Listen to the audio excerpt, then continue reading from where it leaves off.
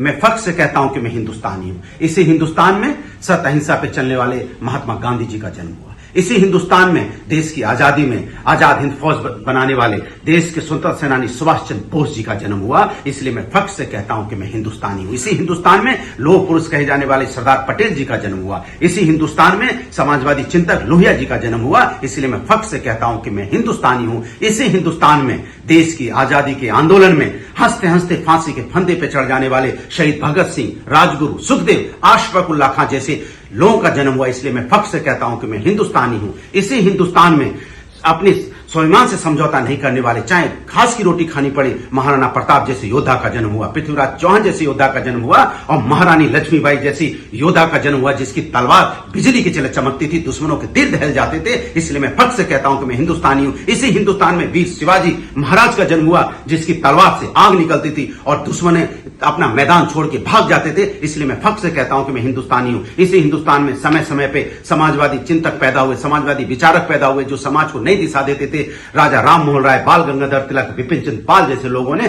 समाज सुधार का काम किया। इसलिए फख्र से कहता हूं मैं हिंदुस्तानी हूं। इसी हिंदुस्तान में बिस्मिल्लाह खां जैसे शहनाई वादक पैदा हुए जिसने शहनाई को एक आसमान की तक ऊंचाई तक पहुंचाया। इसी हिंदुस्तान में स्वर कोकिला कही जाने वाली लता मंगेशकर जी का जन्म हुआ। इसलिए फख्र से कहता हूं मैं हिंदुस्तानी हूं। इसी हिंदुस्तान में मिसाइल मैन कहे जाने वाले अब्दुल कलाम साहब का जन्म हुआ। इसलिए मैं फख्र से कहता हूं मैं हिंदुस्तानी हूं और हिंदुस्तान में जन्म होने का मुझे गर्व महसूस होता है। इस भारत माता की धरती पे मेरा जन्म हुआ है। इसलिए भारत माता को मैं सलाम करता हूं।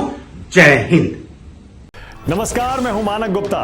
अगर आपको हमारा ये वीडियो पसंद आया हो तो इसे लाइक और शेयर जरूर करें और हां, हमें सब्सक्राइब और फॉलो करना ना भूलें ताकि आप देश और दुनिया की कोई खबर मिस ना करें।